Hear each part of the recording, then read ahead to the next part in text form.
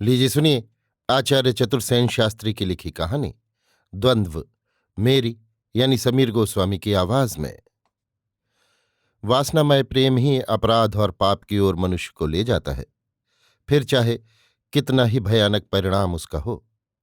मनुष्य में वासना की ओर झुकने की स्वाभाविक प्रवृत्ति है। इस कहानी में एक चिकित्सक डॉक्टर एक मुस्लिम युवती के चिकित्सा काल में वासनामय प्रेम का शिकार हो जाता है। दोनों ही विवाहित हैं। लेखक ने दोनों की मनोदशा का सजीव वर्णन किया है और दोनों का बुद्धि विवेक जागृत करके दोनों को पाप में नष्ट होने से बड़ी कुशलता से बचाया है। कहानी के अनेक स्थल हृदय को स्पर्श करते हैं। मेरी आयु 40 साल की है। मेरा जन्म स्थान बलूचिस्तान है। मेरा शरीर लोहे के समान ठोस और मजबूत है। 20 वर्ष से दिल्ली में रहने से मेरी रंगत में स्याही दौड़ गई है, पर चेहरे की सुर्खी और गहरी चमकीली आंखें मेरी बपौती हैं। मैं उर्दू फारसी खूब जानता हूं, पश्तो भी बोल लेता हूं। मेरे पिता आर्य समाजी हैं, पर मैं पक्का मनुष्य समाजी हूं। दोस्तों का गुलाम और दुश्मनों का नकद दामाद, यही मेरा धर्म है। मैं डॉक्टरी का धंधा करता हूं और अपने सामने सबको हेच समझता हूं। मेरी शादी को 15 साल गुजर गए। मेरी स्त्री एक आदर्श हिंदू स्त्री है। उसका आधा दिन पूजा पाठ, धर्म व्रत और उपवास में जाता है। बाकी समय वो मेरी सेवा और मेरी छोटी सी गृहस्थी की देखभाल में गुजार देती है। पिछले 15 वर्षों में हम कभी नहीं लड़े, कभी नहीं पृथक हुए, कभी कड़ुए नहीं बोले। हम एक कालिब दो जान हैं। मेरी स्त्री के लिए पृथ्वी पर अकेला पुरुष मैं हूं और मेरे लिए जगत में अकेली वही स्त्री है। लाखों छोटे बड़े घर की स्त्रियों ने मुझसे चिकित्सा कराई। महीनों वर्षों संपर्क रहा। उनमें से हजारों का मुंह देखने की भी मुझे फुर्सत नहीं मिली। मेरी मर्दानगी मेरी पत्नी पर तृप्त है। मेरी आत्मा आनंद और संतोष में स्नान करती है। हम दोनों अब तक परम विश्वासी मित्र, हितु, सहायक और एक दूसरे के अक्षय साथी रहे। नफ्स परस्ती से मुझे घृणा है। कुत्तों की खसलत के आदमी को गोली मारकर भी मुझे अनुताप न होगा। शराब, मांस, सिगरेट, बीड़ी में कुछ नहीं खाता पीता। आधा जीवन बिताने पर परमेश्वर ने हमें लाल दिया है।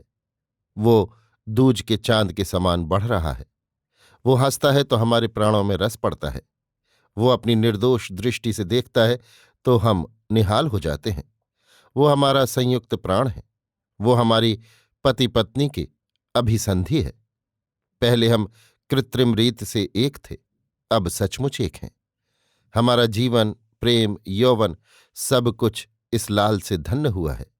इसे देखते रहकर हम कभी न मरेंगे। उसे यदि असूर्यपश्या कहूं तो अतियुक्ति नहीं। उस घर में 60 वर्ष की वृद्धा भी 5 वर्ष के बालक से पर्दा करती है। एक उंगली की पोर देखना संभव नहीं। कंठ स्वर की भनक मर्दाने में आना असंभव है। वो उच्च श्रेणी के मुगल वंश की कन्या है। उसके दादा जान मुगलों के अंतिम बादशाह बहादुर शाह के तोशाखाने के अध्यक्ष थे। अब भी वो घराना करोड़ों की संपदा का स्वामी है। बाग बगीचा, कोठी, महल, मोटर गाड़ी सभी कुछ है। दासी बांदियों दासों की कौन गिनती करे। 2 वर्ष से मेरा इस घर में आना जाना था। डॉक्टरों का जीवन कैसा जोखिमपूर्ण है, डॉक्टर को कितना चरित्रवान और एकनिष्ठ होना चाहिए, ये सब लोग नहीं जानते। मैं स्वभाव ही से वैसा था, इसीलिए निर्भय था। इस घराने में आवश्यकतावश और मेरे व्यवहार को देखकर मेरे लिए पर्दे की कठोरता कम कर दी गई थी, पर इसकी न मुझे परवाह थी न वासना। मेरे लिए पर्दा बेपर्दा एक चीज थी। मेरी फीस मुझे मिल जाती थी। मेरे लिए यही यथेष्ट था। नकद मजूरी, चोखा काम मेरा दस्तूर है। मैं मरीज को देखकर दालान से लौट रहा था। वृद्ध गृहपति कुछ आगे थे। सामने चिलमन में कुछ चमक देखी। नीची गर्दन किए आगे बढ़ा। मेरे कान में एक शेर पड़ा। शेर विशुद्ध फारसी भाषा का था। वो इतनी मृदुता, फसाहत और नफासत में पढ़ा गया, ऐसी स्वरलहरी उसमें मिलाई गई कि मैं वहीं जम गया। शेर ये था: लख्ते बरद अज दिल गुजरद हर की जे पेशम, मन काश फरोशे दिले सद पारे खेशम। मेरी चिरअभ्यस्त नीची निगाहें हठात ऊपर उठ गईं। देखा, चिलमन की दरार में वो स्वर्ण छड़ी सी खड़ी थी। बहुत बारीक मकड़ी की जाली के समान धानी परिधान धारण किए वो हास्य की रेखा से उस शेर की तस्वीर खींच रही थी। एक क्षण भर भी मैं उस ज्वलंत रूप को न देख सका। ऐसा प्रतीत हुआ मानो उन आंखों से एक बिजली का कौंधा निकलकर मेरी नस नस को तोड़ गया। मैं मानो किसी जादूगर की दृष्टि से हतज्ञान हो गया। कब वहां से आया नहीं कह सकता। इतना मैंने देखा, घर पर हूं। पत्नी त्रस्त भाव से शुश्रूषा कर रही है। सेरों बर्फ सिर पर लदी है। डॉक्टर बनर्जी सामने स्टेथस्कोप पकड़े बैठे हैं। मेरी तरफ देखकर बोले, ईश्वर का धन्यवाद है, जिंदा बच गए। यार, मैं तो डर गया था कि हार्ट फेल हो गया। कई मिनट तक दिल की चाल और नाड़ी की गति बंद रही। क्या पहले भी कभी ऐसा दौरा हुआ था? मैं कुछ भी नहीं समझा। मुझे ऐसा प्रतीत हुआ मानो दूर से कोई कुछ बोल रहा है। शरीर जला जाता था, हाथ पांव ऐंठे जाते थे। मैंने विकल होकर उधर से आंखें फेर लीं। कुछ देर के लिए मैं फिर बेहोश हो गया। संसार की सुहागिनों ने पति पाए हैं, पर मुझ भाग्यवती ने पति के रूप में परमेश्वर पाए हैं। वे कैसे सुंदर, कैसे हंसमुख, कैसे उदार, कैसे दाता, कैसे वीर हैं। पृथ्वी पर उनसा कौन मर्द है। मैं उन्हें पाकर धन्य हो गई। मेरा जीवन सफल हो गया। हम 20 वर्ष से विवाहित हैं, तब से कभी पृथक नहीं हुए। सारस की जोड़ी की भांति हम साथ ही रहे। हास्य और उन्माद में हमारी जवानी की दोपहरी बीती। इस ढलती आयु में पुत्र भी मिला, पर हम दोनों इतने सुखी, इतने संतुष्ट, इतने तृप्त थे कि पुत्र का अभाव हमें कभी नहीं खटका। अब भगवान ने पुत्र भी दिया तो जैसे पति ने ही पवित्र बालक के रूप में अवतार लिया हो। वैसा ही मुख, वैसी ही आंखें, वैसे ही ओष्ठ, वैसा ही रंग। मैं कैसे कहूं? धरती पर पांव ही किस भांति धरूं? ये जीवित सत्व कहाँ से हम दो में तीसरा आ गया 20 वर्ष बाद। सुना है प्रेम की प्रागाढ़ावस्था में 2 से 1 होते हैं, पर हम हुए 2 से 3। वाह, कितना सुंदर, कितना प्रिय, कितना अनोखा ये काम हुआ। उस दिन से हम दोनों नित्य से देखते हैं। जब ये खुल के हंस देता है तो हमारे शरीर के रक्त की एक एक बूंद नाच उठती है। वो रोया और हमें चैन कहाँ। अब दिन का मेरा यही धंधा था, उसे नहलाना, सजाना और खिलाना। घर का धंधा छोटी बहू करती है। मैंने घर का मोह त्यागा। मेरे परमेश्वर का ये नया अवतार मेरी पूजा की वस्तु है। और काम की मुझे फुर्सत कहाँ। काम से निपटकर जब वे आते हैं उसी को पुकारते हैं। वो पाजी भी मानो उनकी पदध्वनि को पहचान गया है। सुनते ही हंसता है। अभी 2 ही दांत निकले हैं। वे उस हास्य में चांदनी की कुंदकली की भांति बिखर जाते हैं। एक बात और, मैं सदा की रोगिणी हूं और वे कभी रोगी नहीं हुए। उस दिन एकाएक वे बेहोश घर लाए गए। मेरा कलेजा धड़कने लगा। क्या कोई छूत की बीमारी लग गई? जब उनके मित्र डॉक्टर ने उन्हें देखभाल कर गंभीर मुख बनाया, तब मैं सिहर उठी। हे भगवान, ये क्या होने वाला है? पर वे होश में आए। उन्होंने आंखें खोली, लाल को देखा और मुझे भी, पर मालूम होता है पहचाना नहीं। उनकी आंखों की पुतलियां देर तक कमरे में घूमती रहीं, मानो कुछ खोजती हैं। डॉक्टर से 2 बातें की और फिर बेहोश। 8 दिन में वो बेहोशी तो दूर हो गई, पर मालूम होता है उनका सिर फिर गया है। दिन भर घुन्न बने रहते हैं, बोलते नहीं, लाल को खिलाते भी नहीं, उसे पुकारते भी नहीं, समय पर खाते भी नहीं। कभी कभी ठंडी आहें भरते हैं, कभी एकटक शून्याकाश को देखते हैं। ये क्या रोग है, डॉक्टर नहीं कह सकते। वे रात भर सोते नहीं, चौंक पड़ते हैं। क्या ये उन्माद है या कोई गहरी चिंता उन्हें व्याप गई है? हम लोग सब घबरा रहे हैं। हम क्या करें, समझ नहीं पड़ता। उस दिन वे बड़ी देर तक बैठे लाल को देखते रहे। उस समय उनकी दृष्टि देख कर मैं डर गई। लाल हंस रहा था और हाथ उठा उठाकर गोद में आने की चेष्टा कर रहा था, परंतु उसे देख कर भी वे उसे न देख रहे थे। उनकी दृष्टि कदाचित गूढ़ जगत में विचर रही थी। मैंने उनसे कहा, लाल को गोदी में लो ना। उन्होंने मेरा कहना सुना तो, पर शायद समझा नहीं। वे उसी भांति मेरी ओर टकटकी बांधकर कुछ देर देखते रहे, फिर खूब जोर से, बहुत ही जोर से हंस पड़े। ओह, मैं सिर से पैर तक कांप गई। कैसा भयानक हास्य था वो। वे फिर कुछ बड़बड़ाते हुए घर से बाहर निकल गए। ईश्वर ही रक्षा करे। क्या जानूं क्या होने वाला है। मुझ अबला को तो एक उन्हीं का सहारा है। या अल्लाह, मैं क्या कर गुजरी। मुझे ये हिम्मत ही कैसे हुई। मैं एक शादीशुदा खानम हूं।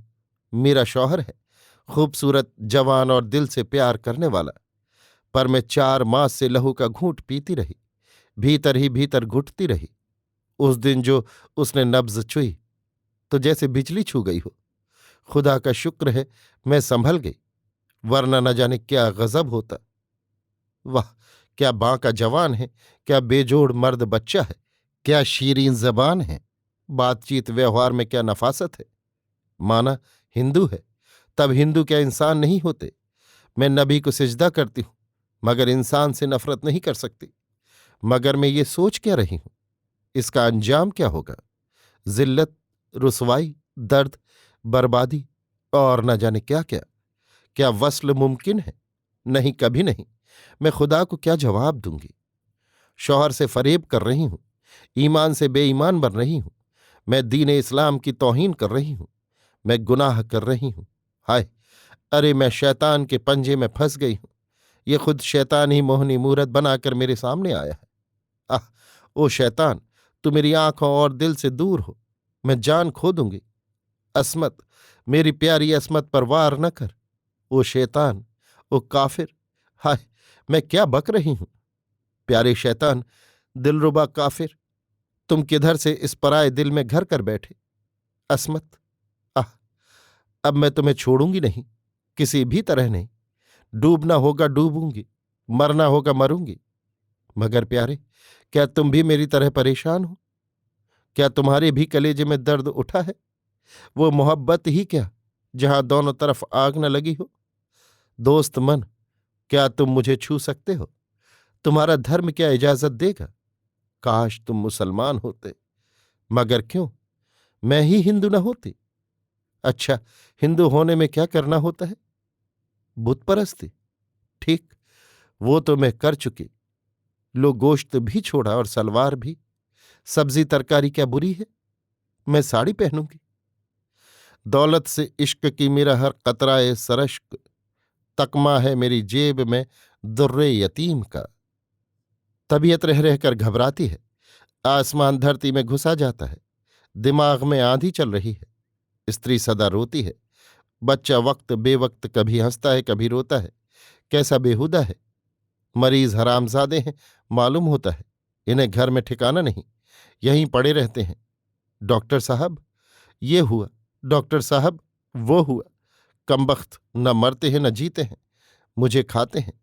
मैं दवा खाने को फूंक दूंगी। मुझे फुर्सत नहीं। यार दोस्त मक्खी की औलाद मालूम होते हैं। जब देखो चारों तरफ भिन भिनाया करते हैं। रिश्तेदार बुखार की तरह सिर पर चढ़े आते हैं। उफ, कितनी गर्मी है। ये इतना शोर क्यों मच रहा है। ये कमरा भी कितना तंग है, जैसे कब्र हो।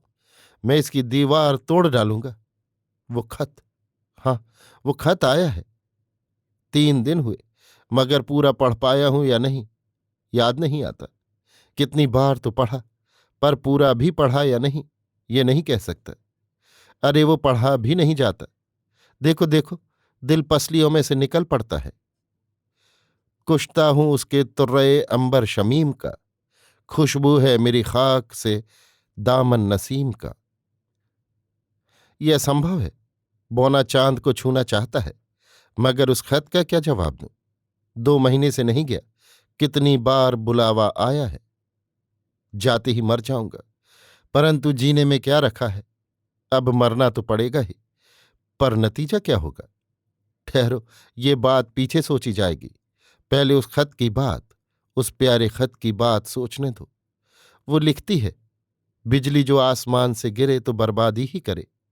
उससे किसी का कभी क्या भला हुआ। उसकी चमक भी ऐसी कि आंखों में कौंधा मार जाए।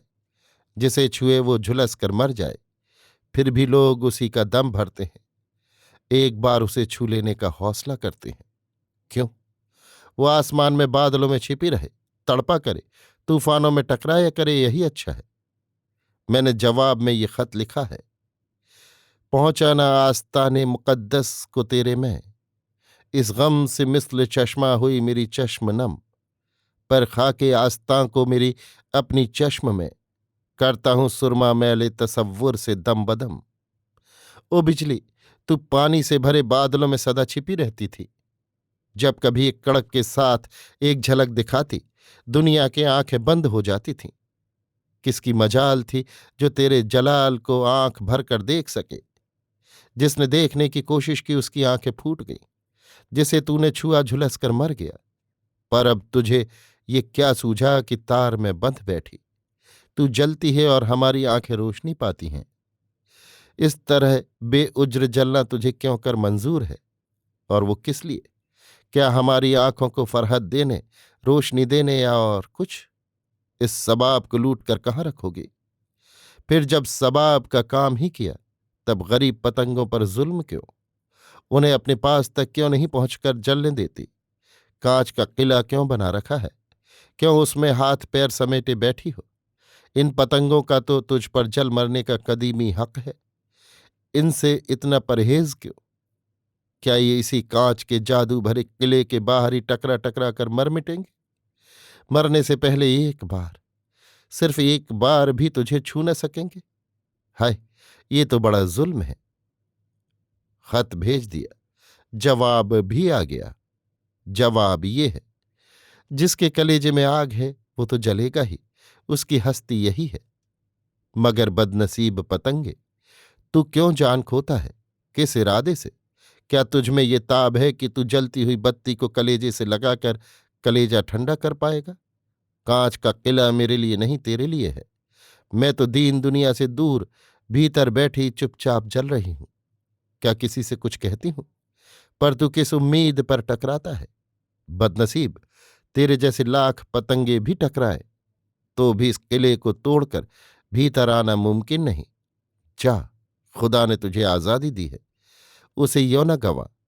हवा खा, हवा का रुख देख, जलने वालों का तमाशा देख और हाथ मल। यह जान न दे, जान के दाम बहुत हैं, कहीं न कहीं उठ ही आएंगे। मैंने जवाब में लिखा है, कुछ ऐसा खो गया मैं भी कि ढूंढे से नहीं मिलता।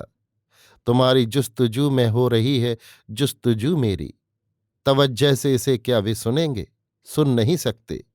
जुनू के रंग में डूबी हुई है गुफ्तगू मेरी। एक ही गोते में कहाँ पहुंच गया हूं?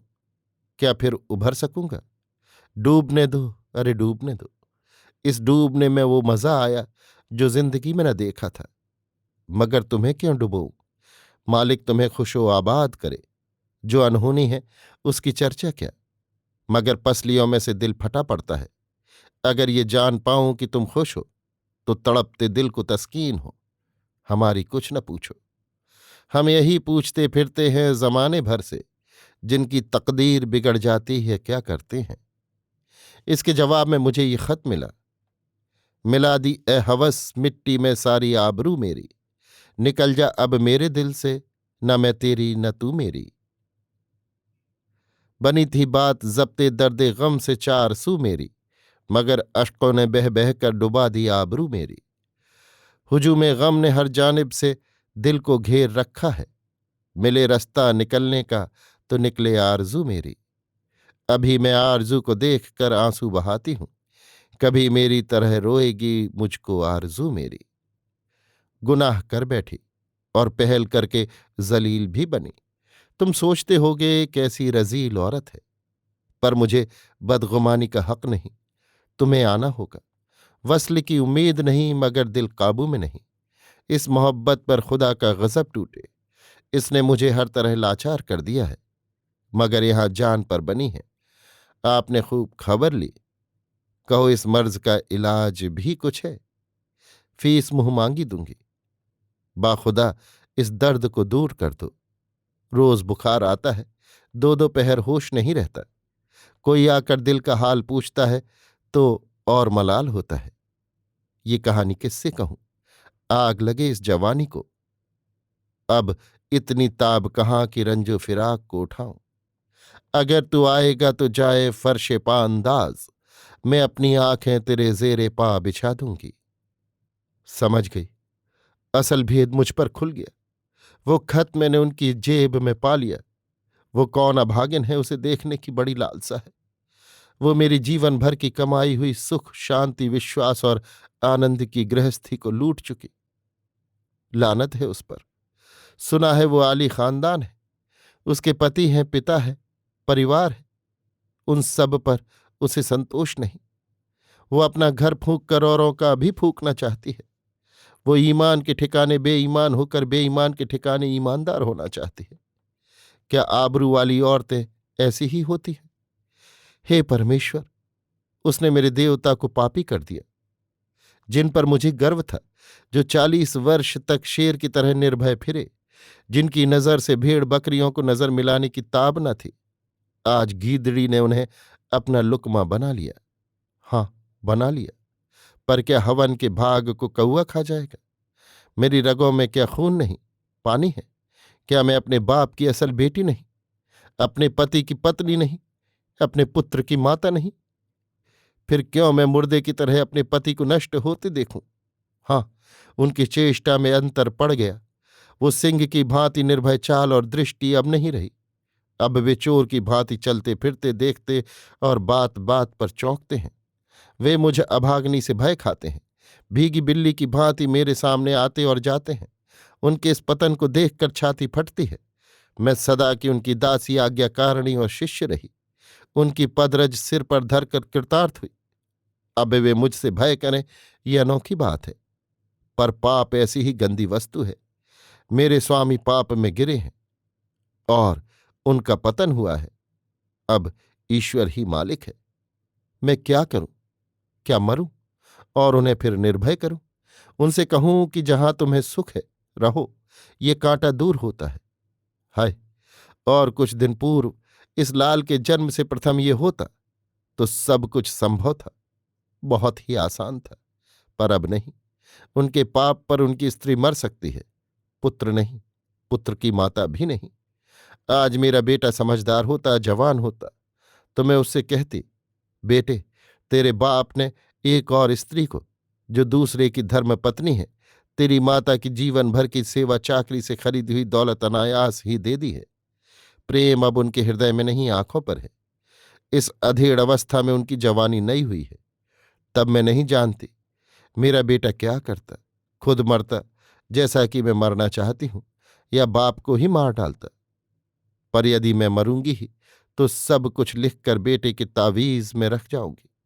मेरे मरने का भेद वो जवान और बालिग होकर जानेगा और अपनी बेइज्जती और मां की कुर्बानी का बदला लेगा। परंतु ये मैं क्या सोच रही हूं और क्यों? कसूर तो मेरा है। स्त्री जाति जीवन भर सुंदरी क्यों नहीं रहती, जवान क्यों नहीं रहती? जवानी और सौंदर्य ही तो स्त्री का धन है। प्रेम, सेवा, पतिव्रत, इनकी पुस्तकों में तारीफ पढ़ी है, पर इनके लिखने वाले या तो झूठे थे या मूर्ख। इन चीजों का कुछ मूल्य नहीं। प्रेम तो त्याग है और वासना ग्रहण। वासना की भूख सेवा और प्रेम से न मिटेगी। उसे चाहिए रूप, यौवन। जिस मर्द को वो मिलेगा वो उसे क्यों छोड़ेगा? मगर स्त्री, वो स्त्री, अरे वो स्त्री क्या कर रही है? क्या वो भी मेरी जैसी नहीं?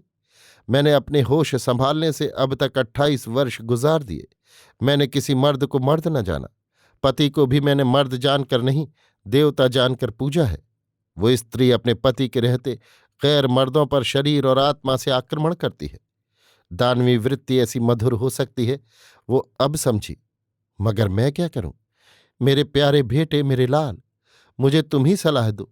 मैं तुम्हारी मां हूं। जिस असाधारण अधिकार ने मुझे गर्वपूर्वक मां कहने का अवसर दिया, उस अधिकार पर डाका पड़ता है।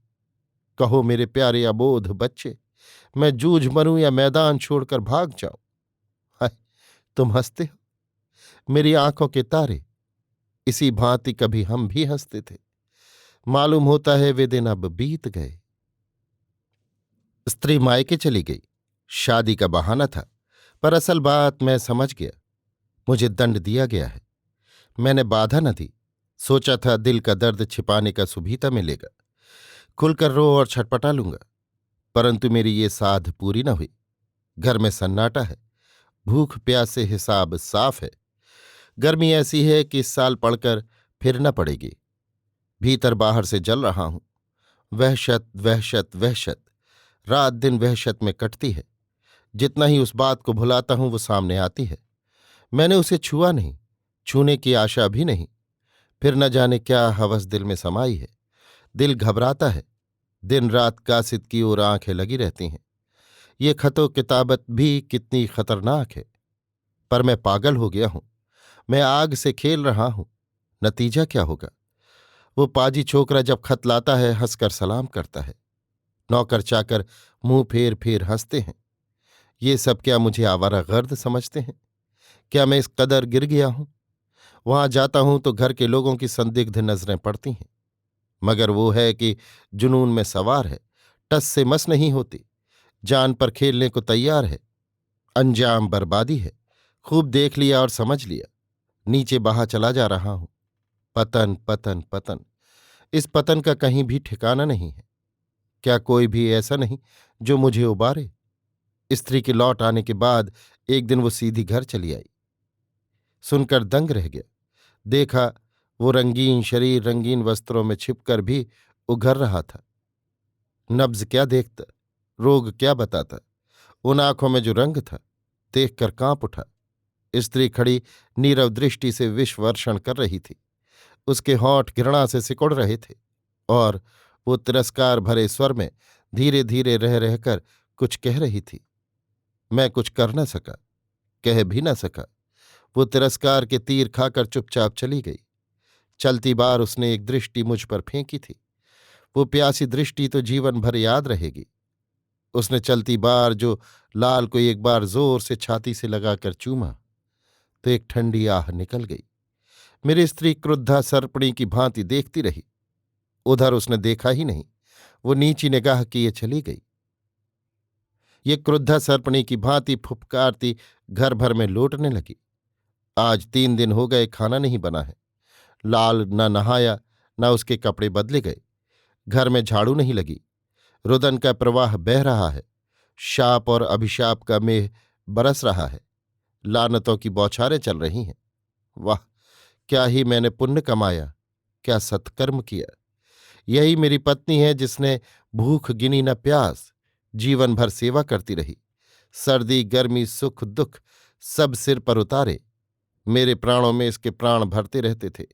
मेरे मुख की उदासी देखकर इसके प्राण सूख जाते थे। आज मुझे पतित समझकर घृणा करती हूं। क्या इस पर क्रोध करूं? इसकी ये मजाल। मैं मर्द हूं, जो चाहूं करूंगा। इसका अपमान मैं नहीं सहूंगा। ये तो अवश्य महीनों से भूखी रही है।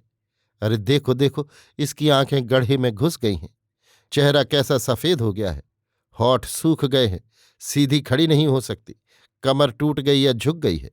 हे परमेश्वर, क्या ये जान देने पर तुल गई है? कैसे पूछूं, कैसे दिलासा दूं, कैसे समझाऊं?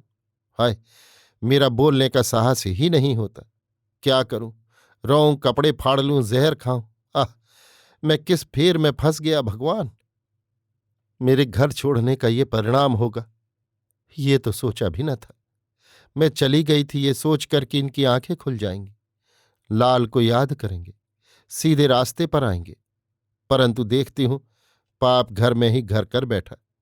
आखिर उसे मेरे घर में आने का साहस कैसे हुआ? उसे मेरे सम्मुख खड़े होने, मेरे बच्चे को छूने का साहस ही कैसे हुआ? क्या पाप में भी इतना साहस है, या मेरा संदेह वृथा है? पर मैं जो कुछ देख चुकी, उसमें संदेह कैसा। उसने मुझसे सखी भाव से बात करने की चेष्टा की। उस सखी को पाने से पहले मैं मर क्यों न जाऊं, जिसने मेरे जीवन का सार लूटा, मेरे सिर का मुकुट उतारा, मेरा जीवन धूल में मिलाया, मेरी सोने की गृहस्थी मिट्टी में मिलाई। उसे मैं सखी भाव से कैसे देखूं? और जो भाव मन में नहीं है, उन्हें झूठ मूठ मुंह पर कैसे लाऊं? वो आई रोगड़ी होकर और वे आए डॉक्टर बनकर। मैं बनी तमाशाई। वाह, क्या बढ़िया तमाशा देखा। कैसा सच्चा रोगी कैसे अच्छे डॉक्टर ने देखा। छूते ही ज्वर उतर गया होगा।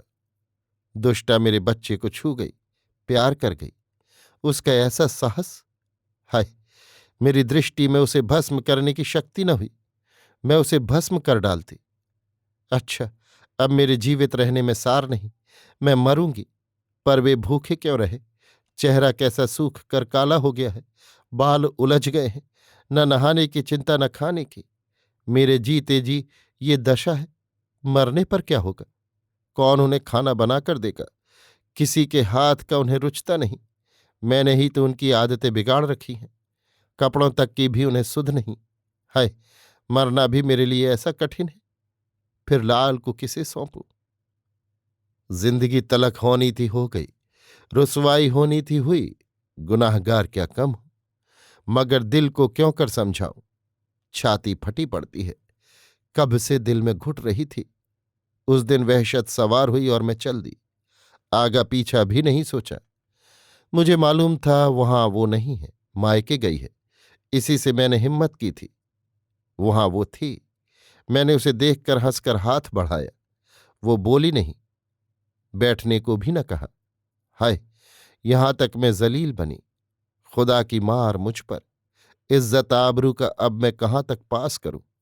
मैंने कहा, मैं नब्ज दिखाने आई हूं। उसने हंस दिया टेढ़ा मुंह करके। उसमें कितनी नफरत थी। जब वे आए और देखने लगे तो वो जलती आंखों से देखती रही। मैं उसकी ओर आंखें भी तो न उठा सकी। जब मैंने उस प्यारे बच्चे को बेसाख्ता छाती से लगाकर प्यार किया, तब उसने मुझे सांपिन की तरह घूर कर देखा। उस नज़र में जो कुछ जहर था, उसका ना कहना ही अच्छा है। मैंने हंसकर टालना चाहा, मगर हाय, मेरी हंसी की वहां जो दुर्गति हुई, वो खुदा दुश्मन को भी न कराए। मेरे कानों में वे लफ्ज गूंज रहे हैं और मेरी आंखों में उस गुस्से और नफरत से भरी आंखें लाल लोहे की सलाई की तरह घुस गई हैं। मैं जितना तन सकती थी तन कर रही, पर गुनहगार तो मैं ही थी। जलील होकर लौट आई। हाय, जो न देखा था गम वो देखेंगी। दिल के कहने में आ गई आंखें। है दवा इनकी आतिशे रुखसार, सेंकते हैं उस आग पर आंखें। दिल को तो घोट घोट कर रखा, मानती ही नहीं मगर आंखें। नौहागर कौन है मुकद्दर पर, रोने वालों में है मगर आंखें। यही रोना है गर शबे गम का, फूट जाएंगी तासहर आंखें। दाग आंखें निकालते हैं वो, उनको दे दो निकाल कर आंखें। आगोशे लहद में जब कि सोना होगा, जुज खाक न तकिया न बिछौना होगा। तन्हाई में आह, कौन होवेगा अनीस, हम होवेंगे और कब्र का कोना होगा। दोस्तमन, आखिर जिसका डर था वही हुआ। अकारिब आगाह हो गए। अब मिलने की राह नहीं, मशवरे हो रहे हैं। जिसे दिल प्यार करता है वो इस तरह छूटता है। ये जब्र किस तरह इख्तियार किया जाए? होश ठिकाने नहीं, कोई राजदां भी नहीं। क्या तुम्हारा कोई राजदां है? किसी से दिल की कहते हो?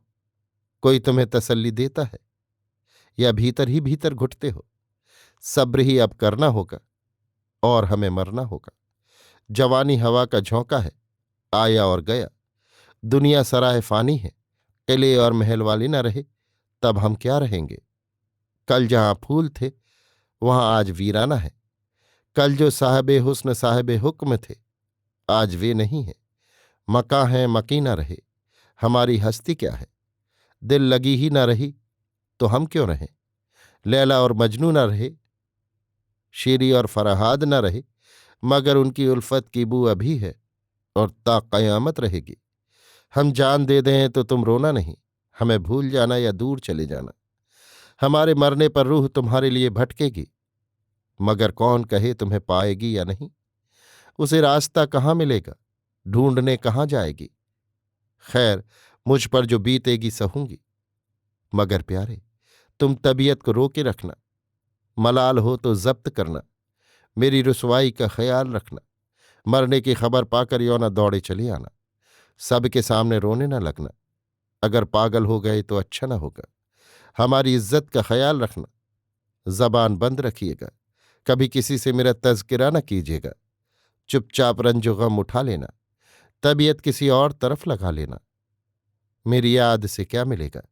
दिल में न कुढ़ना, घुट घुट कर जान न दे डालना। मर्द हो मर्द की तरह रहना। कभी कभी चुपचाप कब्र पर आया करना और तुरबत पर दो चार फूल चढ़ा जाया करना। मेरा गुंजाए दिल खिला जाया करना। समझना ख्वाब देखा था, ख्वाब का ख्याल ही नहीं, बीवी और बच्चों का ख्याल रखना। वो फूल सा बच्चा कुम्हला न जाए। बीवी को अब न कुढ़ाना, सुना है उन्हें बुखार होने लगा है। मैं उन्हें देखने आती, मगर अब तो जाने ही की तैयारी है। कल यहां से कूच है, आज यहां है, कल कब्र में होंगे। अब के बिछड़े हश्र के दिन मिलेंगे। अब तुम इतनी दुआ करो, कल की मुश्किल आसान हो। वाह, क्या जिंदगी का लुत्फ उठाया, क्या नेक नाम कमाया। जिंदगी का कुछ भी मजा न मिला। दिल में तुम्हारी याद लेकर चले, ये याद बनी रहे तब है। हमें अपने मरने का तो गम नहीं, अफसोस ये है कौन तुम्हारी दिलजोई करेगा। मगर मैं करूं भी तो क्या, अपनी इसी में निबाह चली। दुनिया की नज़र में कलमुही बनी। खुदा की मर्जी जो थी वो होकर रही। बच्चे को प्यार, बीवी से तकसीर की मुआफी। दोस्तमन, अलविदा, अलविदा, अलविदा। क्या हर्फ जुबां पर तेरी आया था कि ये शमा, गुलगीर तेरे सर पे जो मुंह खोल कर आया। यहां तक हो गुजरी, तुम मरोगी और मैं तमाशा देखूंगा। वाह प्यारी, मर्दानगी की बलिहारी। तुम मरो और मैं जीऊं, तुम जान दोगी तो मैं भी मरूंगा। रूह को रूह ढूंढ लेगी, फिर कौन उन्हें रोकेगा। जिस्म के मालिक और लोग हैं, रूह तो आजाद है। जो देखेगा रोवेगा, आगे पीछे जनाजा होगा। ये एकाएक क्या सोचने लगी। तुम्हें मेरे सिर की कसम, ऐसी बात को दिल में जगह न देना। अभी तुम्हारी उम्र क्या है। मैं बदनसीब तुम्हारे रास्ते में कहाँ से आ गिरा। सोचता हूं और अफसोस करता हूं। बीवी की हालत अबतर है, वो चारपाई पर पड़ गई है। बच्चा मुझसे संभलता नहीं, दिन भर रोता है। परेशान हूं, क्या करूं। दिल में जान दे देने की आती है, मगर सोचता हूं जिसके लिए इज्जत आबरू घर सुख सब खोया, उसे खोकर जाऊं कहां। दिल में वो हिम्मत जवां मर्दी अब नहीं रही। मैं अंधा अपाहिज हो गया हूं। खुदा के वास्ते यूं चुपचाप न उड़ जाना। अब जहां जाना होगा साथ चलेंगे। हम लोग दूर तक पहुंच चुके हैं, अब पीछे फिरने की कौन सोच सकता है। या नखले आह होता बेद ही काश, ना होता गो समर साया तो होता। छत नीचे को धंसी आती है, अंधकार घिरा आता है। कानों में कैसा शब्द हो रहा है, हाथ उठा नहीं सकती। क्या आज ही समाप्ति है।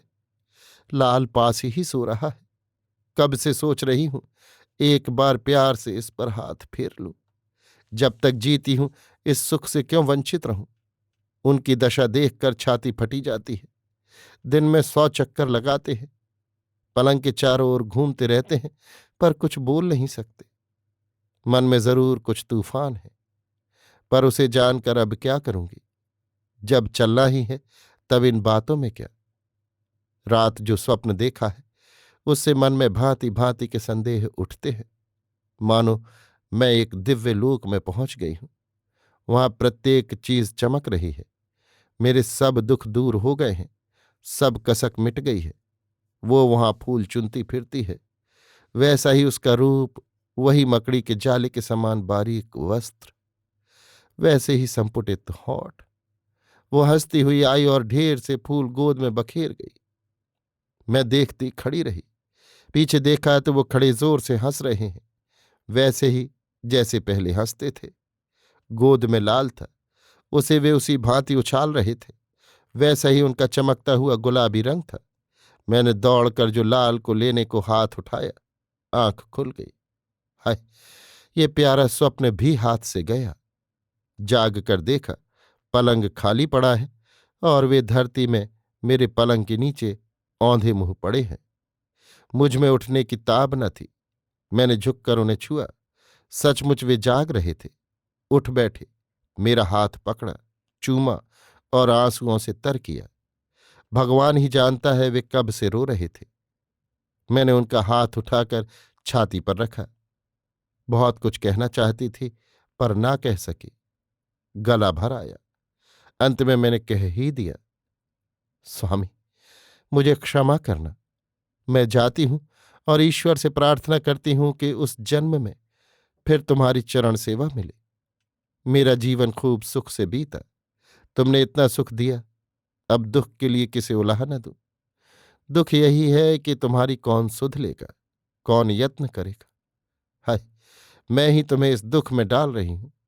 मैं जाती हूं स्वामी, लाल का ध्यान रखना। वे सुनकर कुछ न बोले, चुपचाप रोते रहे।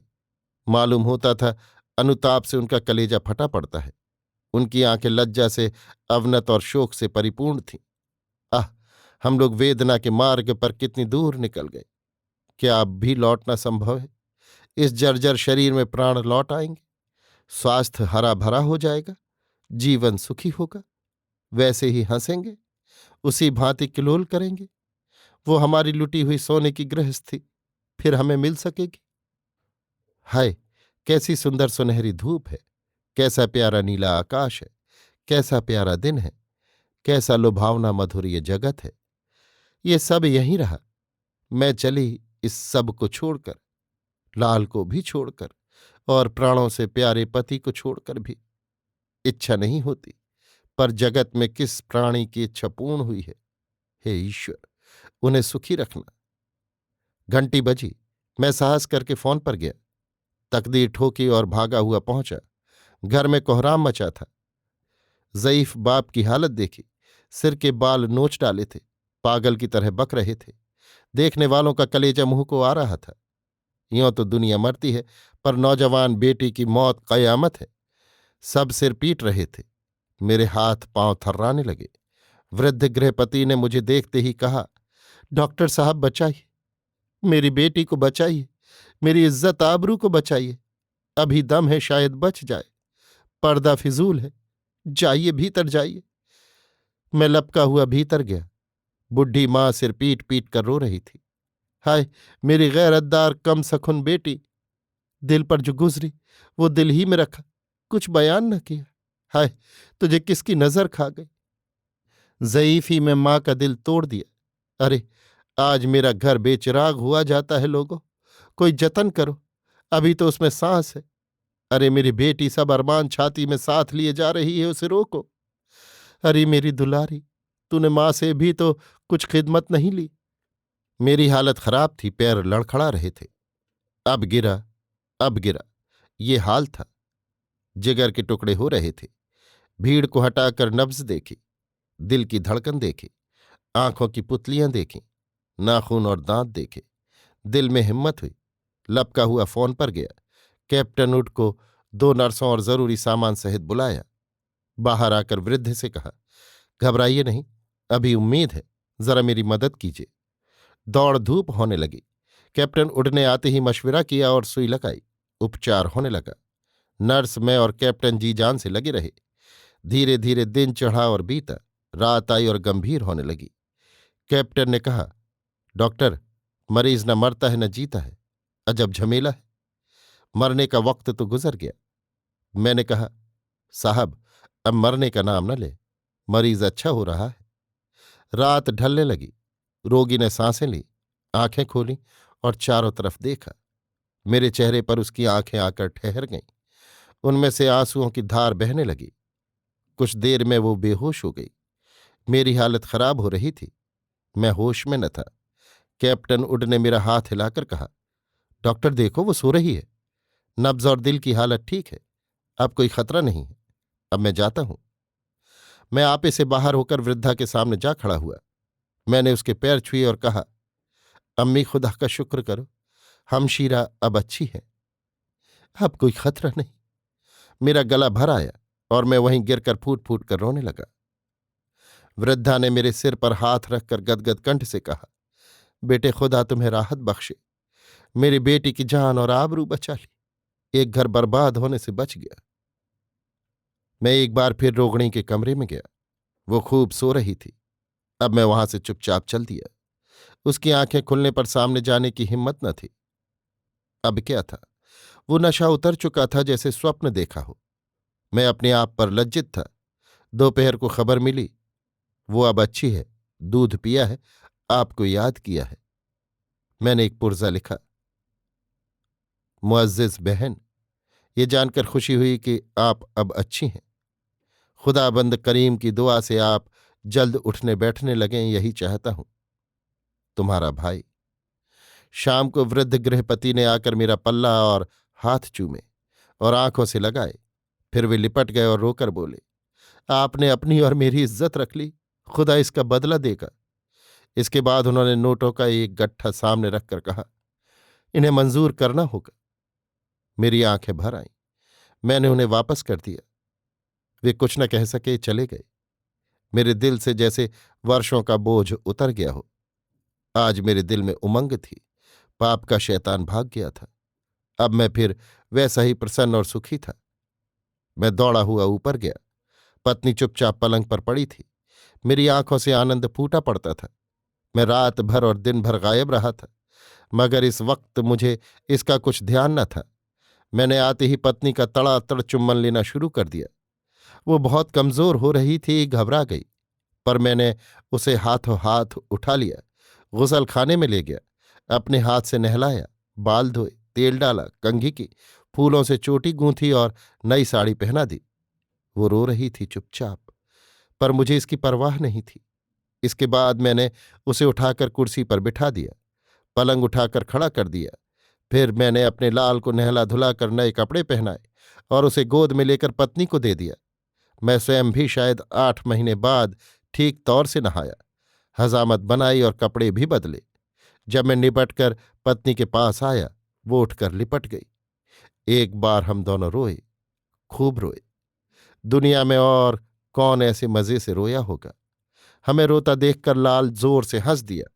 उसके दोनों हाथ उठ गए। वो जोर जोर से चिल्लाकर अपने गोद के अधिकार को ध्वनित करने लगा। पत्नी हंस दी। उसने उसे गोद में लिया, चुमकारा और मुझे दे दिया। उस दिन हम लोगों ने एक साथ खाना खाया और इस प्रकार पाप के शाप से हमारा पिंड छूटा। एक दिन घर में आकर देखा कुछ मेहमान आए हुए हैं। मैंने बाहर ही से आवाज दी, क्या मैं भीतर आ सकता हूं? मैंने देखा वही बारीक मकड़ी के जाल के समान वस्त्र पहने वो बेहिजाब बाहर निकल आई। उसकी गोद में लाल था। उसने हंसकर कहा, भाई साहब, आप आज इस वक्त अंदर नहीं आ सकते, जरा वहीं खड़े रहिए। इतना कह वो भीतर गई, चिलमने छोड़ दी और एक कुर्सी लाकर बाहर दालान में डाल दी। फिर कहा, अब आइए, अम्मी जान और बहनें सब हैं, आज हम बहुत खा पी कर टलेंगे। बैठिए, अम्मी जान आपको बहुत याद करती हैं। मैंने इस मेहरबानी और तकलीफ के लिए शुक्रिया अदा किया और आगे बढ़कर चिलमन की ओर मुंह करके अम्मी को आदाब अर्ज किया। उन्होंने दुआ दी और कहा, देखो भाई, ये लड़कियां आफत है, नागहानी तुम्हें तकलीफ देती हैं। कहती हूं ऊधम मत करो, मगर मानती नहीं। घर भर में से ढूंढ ढूंढ कर मेवा और मिठाइयां खा गईं। बेचारी बहू की जान घपले में डाल रखी है। चिलमन के बाहर से मैंने सुना, वही बोल रही थी, अम्मी जान, आप तो नाहक खफा होते हैं। भाभी पराए घर की बेटी ठहरी, वे 4 दिन से यहां आकर मालकिन बन जाएंगी। हम ठहरी इस घर की बहन बेटियां, हम तो खूब खाएंगी और जो बचेगा उठाकर ले जाएंगी। आप भांजी मारने वाली कौन? मेरे आंसू निकल आए। मन में सोचा, ये भी एक संबंध है, पर पवित्र और वासना रहित। ये आत्मा का है, शरीर का नहीं। आह, इसमें कितना आनंद है। मैंने कहा, अम्मी, हमशीरा ठीक कहती हैं। गरीब भाई पर उनकी इतनी इनायत है, उन्हें आप डांट डपट न कीजिए। बुढ़िया हंस दी, बोली, लो और सुनो, सब एक ही थैली के चट्टे बट्टे हैं। अच्छा भाई, अब हम न बोलेंगे। दिन भर वे लोग रहे, खूब खाना पीना रहा। पत्नी ने मन से खातिर की। उनके जाने पर देखा, कोई 2 दर्जन थाल सजे रखे थे। किसी में जड़ाऊ जेवर, किसी में मेवा, किसी में रेशमी कीमती कपड़े। ये सब लाल के लिए थे। अभी आप सुन रहे थे आचार्य चतुर्सेन शास्त्री की लिखी कहानी द्वंद्व, मेरी यानी समीर गोस्वामी की आवाज में।